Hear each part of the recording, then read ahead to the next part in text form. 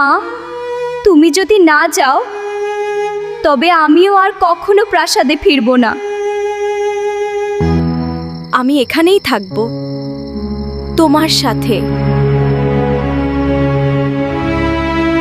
পাগলামি করিস না রূপা, তুই রাজকুমারী, তোর বাবার কাছে কেন যাবি না? কিন্তু আমি তোমারও মেয়ে। যে প্রাসাদে আমার মা নেই সেই প্রাসাদ আমার কাছেও কারাগার। তুমি অভিমান করছো মা, কিন্তু ভেবে দেখো বাবা অনুতপ্ত। অনুশোচনা করলেই সব দাগ মুছে যায় না রূপা। তোর বাবা যে অন্যায় করেছে তা ভোলার নয়। তোর বাবার জন্যই আজ আমি ডাইনি। আমি আদিশক্তিতে বেঁচে ফিরেছি ঠিকই, কিন্তু ভেতর থেকে আমি সেই নিশিই আছি। মানুষের মন বড় অদ্ভুত, তাই না বিক্রম ভাইয়া? ভালোবাসে আবার কষ্টও দেয়। মা কেন জেদ ধরেছে? এটা জেদ নয় মণিমালা, এটা আত্মসম্মান। তবে ভালোবাসার শক্তি অনেক বড়। প্রকৃত ভালোবাসা সকল বাধা ভেঙে দিতে পারে, শুধু সময়ের অপেক্ষা। রূপা, আমি রাজাকে খবর দিতে যাচ্ছি। আমার মন বলছে রাজা সবকিছু শুনলে বসে থাকবেন না। দেখা যাক কে জেতে, ভালোবাসা নাকি আত্মসম্মান। ভালোবাসা আর আত্মসম্মানের এই যুদ্ধে কে জিতবে? রূপা কি পারবে তার মায়ের এই কঠিন জেদ ভাঙাতে? মহারাজ, নিশিমা আসতে রাজি হননি।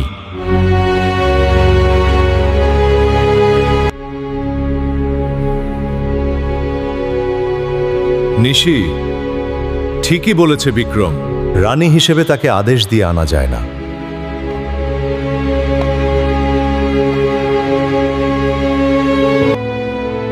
তাকে আনতে হলে আমাকে রাজা হিসেবে নয়, প্রেমিক হিসেবে যেতে হবে।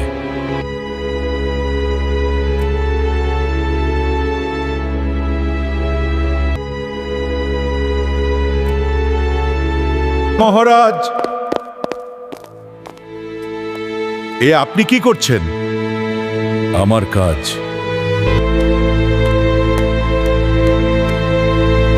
খালি পায়ে জঙ্গলে যাবেন? হ্যাঁ,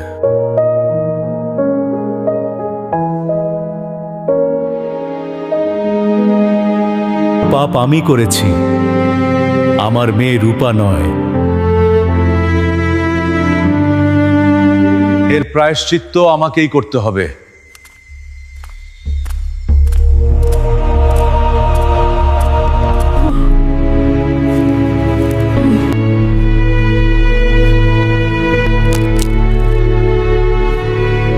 জঙ্গলের পশুরা তাকে দেখছে, কিন্তু কেউ আক্রমণ করছে না। তারা বুঝতে পারছে এই মানুষটি অনুতপ্ত। নিশি,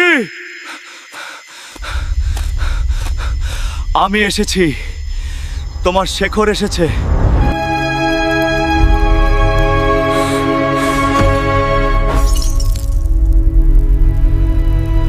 মা,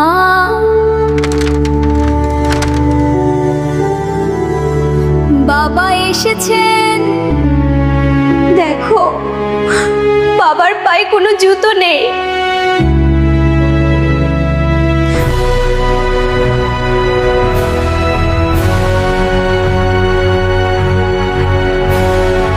চল্লিশ বছর পর তাদের দেখা। নিশি এখন আরও তেজস্বী। আদিশক্তির আভায় তার রূপ আরও বেড়েছে।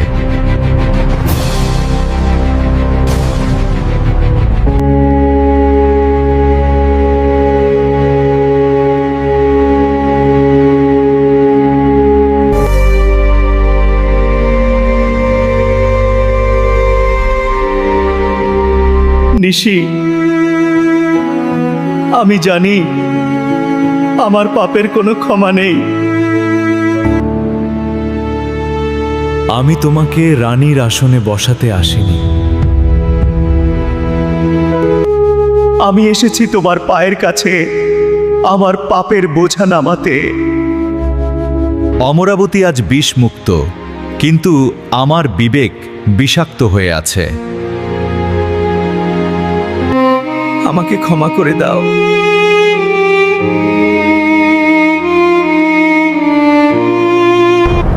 মহারাজ শেখর, আপনি ভুল করছেন। গায়ের রাজ পোশাক খুলে ফেললেই মনের অহংকার মুছে যায় না। 40 বছর আগে আপনি আমার মনে যে ক্ষত সৃষ্টি করেছেন, বনের কাঁটা কি সেই ক্ষত মুছতে পারবে? এই ক্ষত তো আপনার পায়ের ক্ষতর চেয়েও বেশি গভীর। আমি সারাটা জীবন তোমার দাস হয়ে থাকবো নিশি, তোমার দাস হয়ে থাকবো নিশি। তবু একবার আমার দিকে তাকাও, শুধু একটিবার বলো যে তুমি আমাকে ক্ষমা করেছ। ফিরে যান মহারাজ।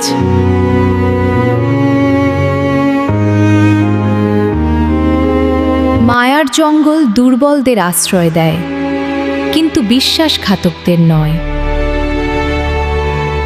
আমার হৃদয়ে আপনার জন্য কোনো জায়গা নেই। মা,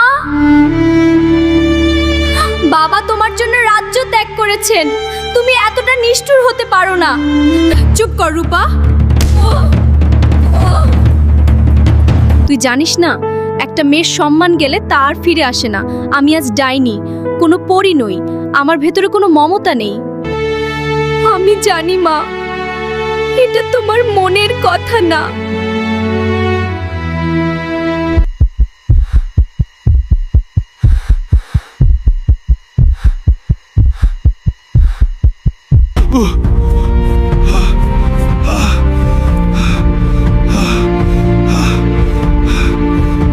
নিশি!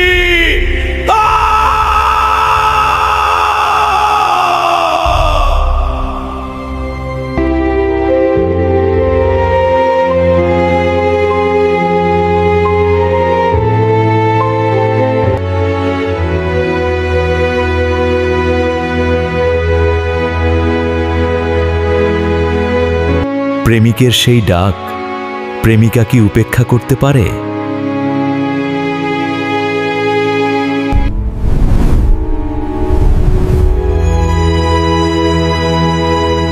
শেখর! শেখর! না!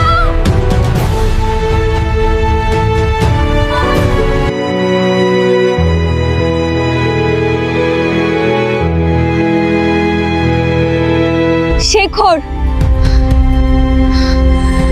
চোখ খুলুন। কি হয়েছে আপনার? বিক্রম, জল আন। দাঁড়িয়ে আছিস কেন? জল আন বলছি। রূপা, কাঁদিস না, কান্না দিয়ে রোগী ভালো হয় না। মণিমালা, জানলাগুলো বন্ধ কর, বাইরের বাতাস যেন না ঢোকে। ওই নীল বাটিটা দে।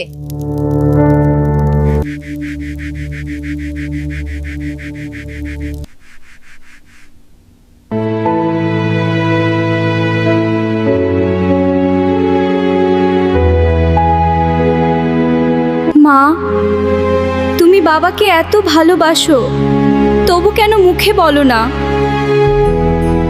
ভালোবাসা? ভুল ভাবছিস। উনি মারা গেলে অমরাবতী আবার অনাথ হবে। আমি রাজ্যের মঙ্গলের জন্য ওনাকে বাঁচাচ্ছি, এর বেশি কিছু না।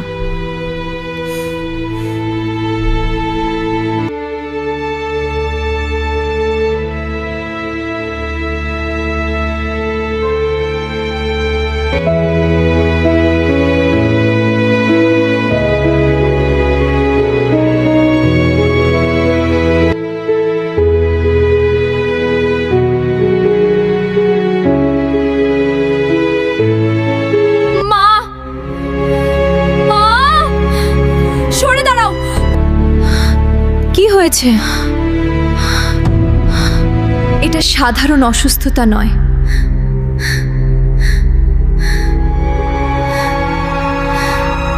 বাবার শরীরে কালো ছায়া বাসা বেঁধেছে।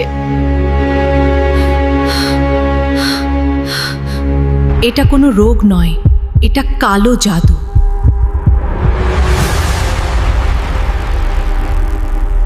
বাবার হৃৎপিণ্ড কেউ নিয়ন্ত্রণ করছে।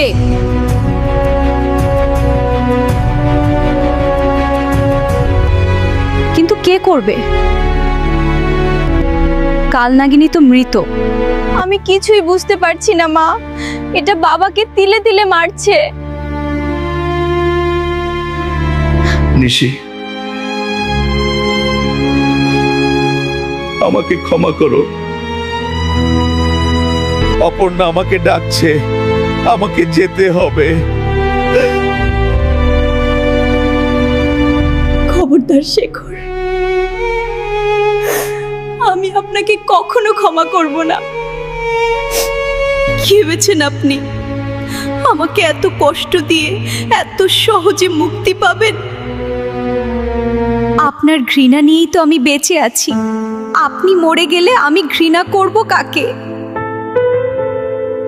আপনাকে বাঁচতেই হবে। আমার ঘৃণার জন্য হলেও আপনাকে বাঁচতে হবে। নিশিমা, আমি এখনই ওষুধের খোঁজে রওনা দিচ্ছি। লাভ নেই বিক্রম ভাইয়া, ততক্ষণে বাবা মারা যাবেন। সময় যখন নেই তখন সময়কে কিনতে হবে। আমার ফিনিক্সের প্রাণ শক্তি অসীম।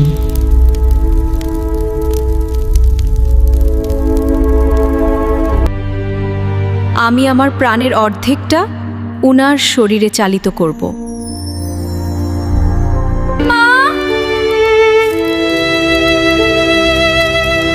এটা করো না, তুমি দুর্বল হয়ে পড়বে।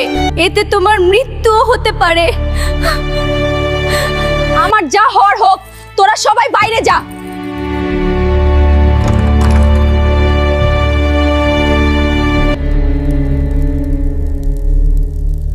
আমি যা করার একা করব।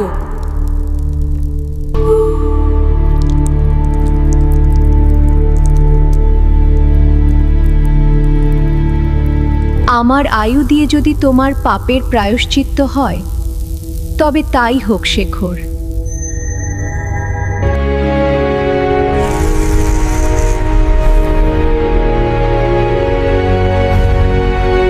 তুমি বেঁচে থাকো এই রাজ্যের রাজা হয়ে। তোমার ঘৃণা ছাড়া যে আমিও বাঁচব না। মা, তুমি ঠিক আছো? বাবা কেমন আছেন? মা ওঠো, কি হয়েছে? বিপদ কেটেছে, এখন শুধু ওষুধের অপেক্ষা।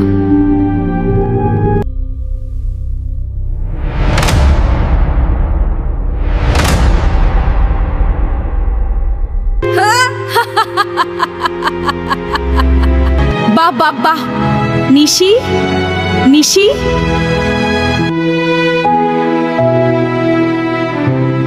তুই আবার আবেগের ফাঁদে পা দিলি।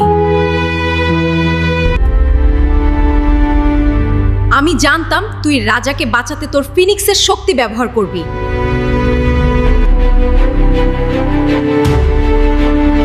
কে রে তুই শয়তানি? আমি ছায়া দানবের স্ত্রী মায়া দানবী। তোর প্রেমিকের শরীর এখন আমার দখলে। তোর মেয়ে রূপা আমার স্বামীকে প্রতিধ্বনির মন্দিরের ত্রিশূল দিয়ে নির্মমভাবে মেরেছে। এখন আমি এসেছি প্রতিশোধ নিতে।